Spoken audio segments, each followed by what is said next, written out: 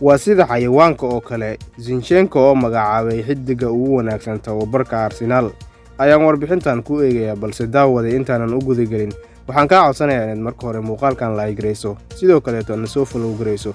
Kaba sii wanaagsan haddii aad u share gareyso saaxiib adigoo kale ah, waad ku mahadsan tahay la socodkaada. Alexander Zinchenko ayaa shaaciyay ciyaartoyga ugu wanaagsan garoonka tababarka, waxaana laacib uu ku sifeeyey xayawaan oo aan marnaba nasasho gelin, inkastoo uu la dhibaatooday dhaawacyo ragaadiyey.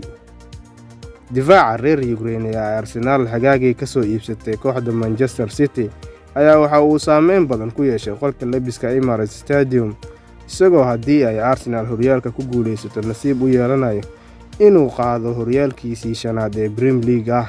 Laacibka oo la hadlayay warbaahinta ka hor ciyaarta Liverpool ay safarka ugu tagayaan Axadda ayaa waxaa la weydiiyey ciyaartoyga Arsenal ee ugu wanaagsan waqtiga ay qaadanayaan tababarka, waxaana uu markiiba la soo booday xiddiga reer Brazil ee Gabriel Jesus ay ka wada yimaadeen kooxda Manchester City. Alexander Zinchenko oo ay saaxiibtinimo qoto dheer ka dhaxayso Jesus ayaa yidhi, sida caadiga ah ciyaartoyda khadka dhexe markay isku dayayaan inay dib u soo noqdaan oo ay kubadda ku guuleysan waayaan waa 5%, laakiin isagu waa sida xayawaanka oo kale. Mararka qaarkood waxaa jira xilliyo ay kubadda soo dhaqsan weydo, waana marka aanad si fiican u ciyaarin kulankii hore. Laakiin isagu waa sida xayawaanka oo kale, mararka qaarkood waxaa jira xilliyo ay kubaddu ka halawdo balse aad dib u soo noqon weydo, waana marka aadan si fiican u ciyaarin kulankii hore.